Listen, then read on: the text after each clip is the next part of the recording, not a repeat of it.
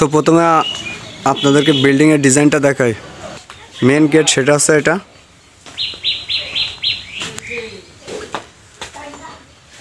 গেটে উঠতে বাম হাতের দিক দিয়ে সিঁড়িটা দিছে, সিঁড়ির ধাপটা। গেটের সোজা যেটা আছে একটা ডাইনিং রুম, বাম পাশে আছে একটা রুম, তার পাশে আছে সিঁড়ির রুম।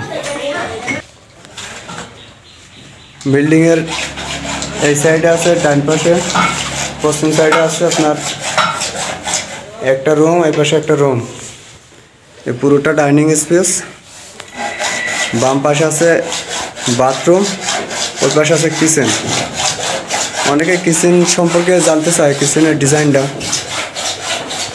কিচেন ঘরের জায়গাটা অনেক।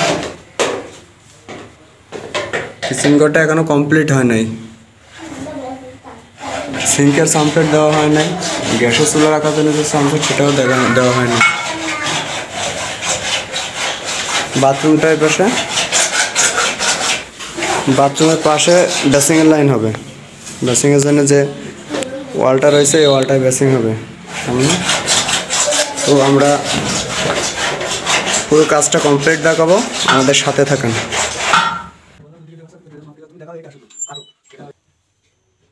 বন্ধ করো।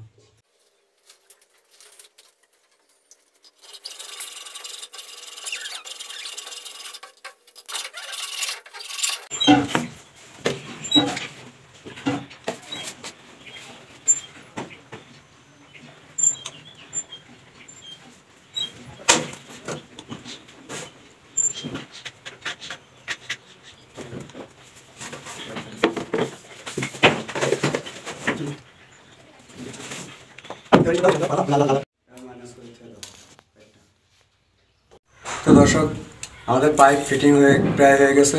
এবার আপনাদের একটু কাজগুলো একটু দেখাই। প্রথমে বাথরুমের আয়তনটা একটু দেখাই। তার আগে একটা কথা বলি, বাথরুমটা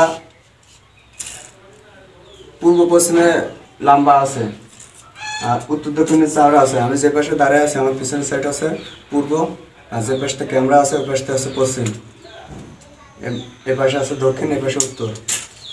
তো দরজার এই পাশে একটা ছোটো গাঁথনি আছে। একটু এই গাঁথনির কারণে আমরা প্যানবাটিটা উত্তর দিকে চাপাই দিছি। প্যানবাটির পিছনের সাইডে 1 ফুট জায়গা রাখা হয়েছে, আর প্যানবাটির বাম পাশে 20 ইঞ্চি জায়গা রাখা হয়েছে।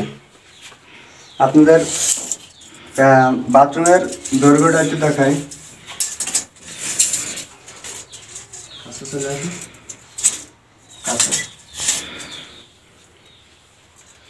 বাথরুমটা অনেকটা বড়, মোটামুটি অনেক ভালো জায়গা আছে।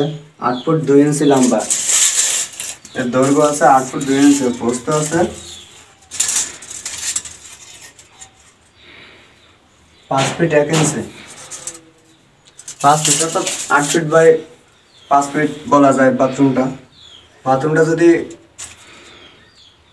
উত্তর দক্ষিণে লম্বালম্বি হতো সেক্ষেত্রে আমরা প্যানবাটি হাই কমোড এবং লো কমোড পাশাপাশি বসানো যেত।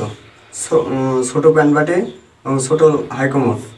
আর যদি চওড়াটা আর 1 ফুট বেশি হতো, 6 ফুট চওড়া হতো, তাহলে আপনার উত্তর দক্ষিণে যদি লম্বালম্বি হতো বা এ জায়গায় হাই কমোড এবং লো কমোড একসাথে বসানো যেত। প্যানবাটির চেম্বারটা বেশি জায়গা খাওয়াতে কোনো প্রয়োজন নাই।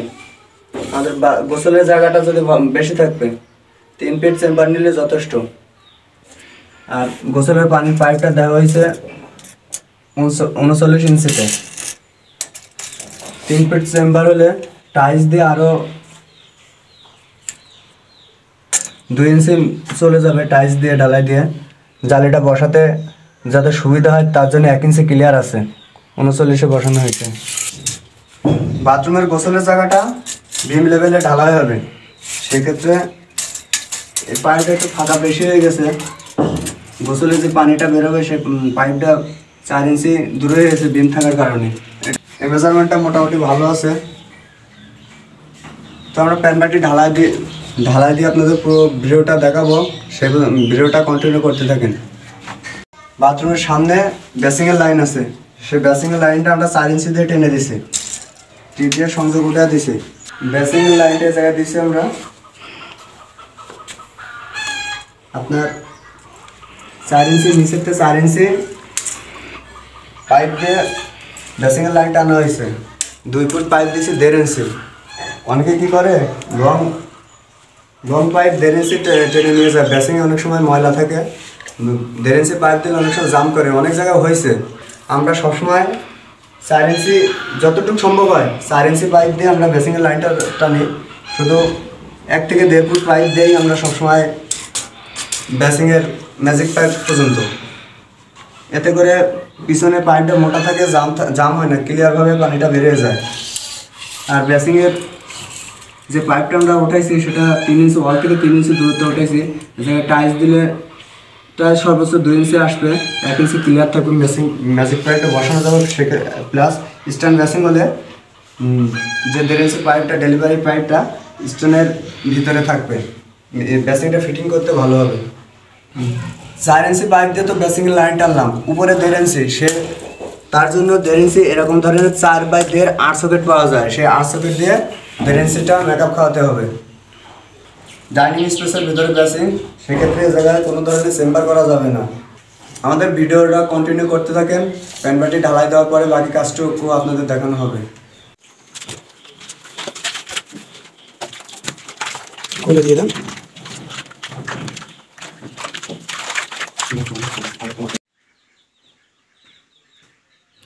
প্যানবাটি ঢালার সময় অবশ্যই চেম্বারের এই সাইডটা ভালো করে গর্ত করে নিচের দিক থেকে ঢালাইটা দিতে হবে।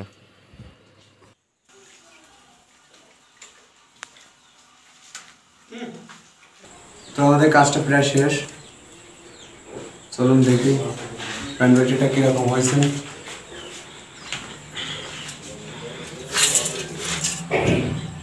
প্যানবাটি বসানোর পরে আমাদের প্যানবাটির পিছনের সাইডে জায়গা আছে 1 ফুট, আর 13 ইঞ্চি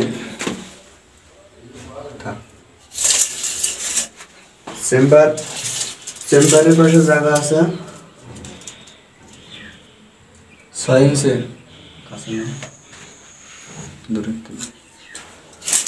প্যানবাটির চেম্বারটা হয়েছে 3 ফিট।